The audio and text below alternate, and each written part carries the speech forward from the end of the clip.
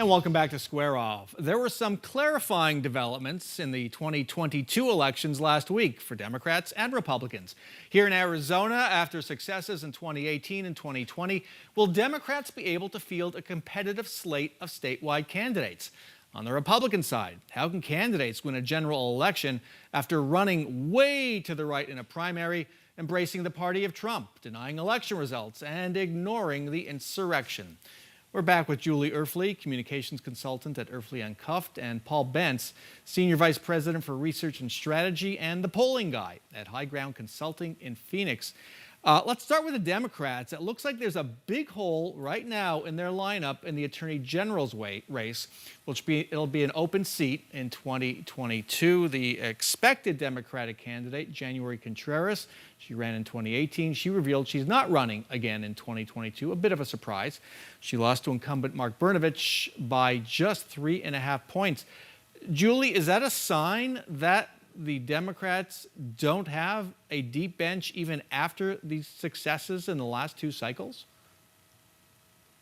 I don't think so. It may be a sign that some of the rumors that we've been hearing about Greg Stanton are true. There is a rumor that Greg Stanton, instead of running for governor, may run for attorney general. Perhaps that's what this is indicating.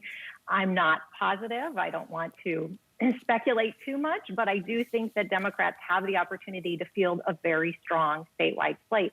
And I anticipate in the coming months, we're going to see those folks start declaring their candidacy. Paul, I know Greg Stanton's name has been brought up for AG. On the other hand, it looks like he might have a safe district, congressional district, to return to now that the lines aren't going to be dramatically redrawn. What would be more attractive to a Greg Stanton? Stay in your district and run again, or take a gamble on a statewide race for AG? Well, I mean, one of the things, as you mentioned, we're not getting a 10th congressional district, so that it's not going to be the jumble that we have seen in the past. So the expectation would be that I would assume that most of the district boundaries will stay somewhat the same. The question comes down to, does his district become more friendly to him, or does it stay? Do they try to make it a little bit more competitive? And that might motivate him one way or the other. The other thing is he happy in Congress being one of 435, or does he want to come home and be part of the slate? I do think it speaks to a bigger problem that Democrats have. The last two cycles, they've been much more competitive in their primaries, getting their voters activated and organized early, getting people out, and really putting their candidates through the paces.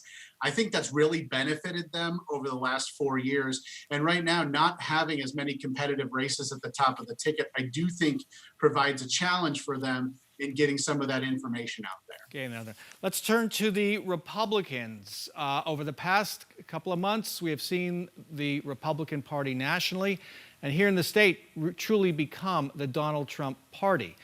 We always talk about primaries, and primaries candidates will run to the right or to the left, whichever party, depending on the party they're in, and then try to move toward the center for the general election. Julie Erfle, will that even be possible for Republican candidates in this election? Because right now there are several primaries shaping up. Governor, AG, Secretary of State could be a free-for-all. Right. I don't think so. I think the reality is that the Republican base has bought in on the big lie. They've bought in on the idea that facts don't matter, truth doesn't matter. It's really all about moving towards more of an authoritarian government.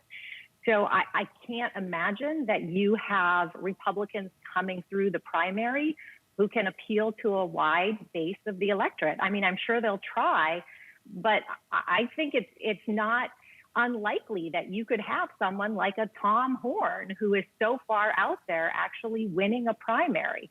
And I think that will be helpful in the long run for Democrats. Yeah, the former school superintendent announced this past week he's running again for school superintendent.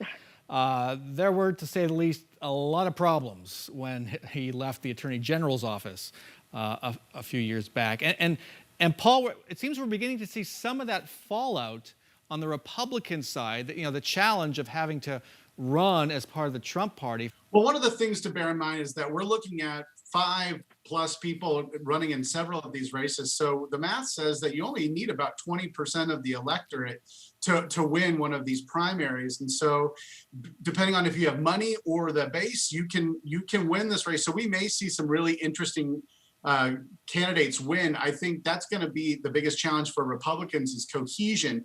In the past, Republicans have had a really good chance of putting a slate together from governor and senator all the way down through the down ballot races and providing a united front.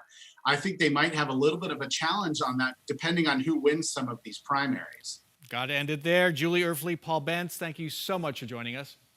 Thank you. Thanks for having us.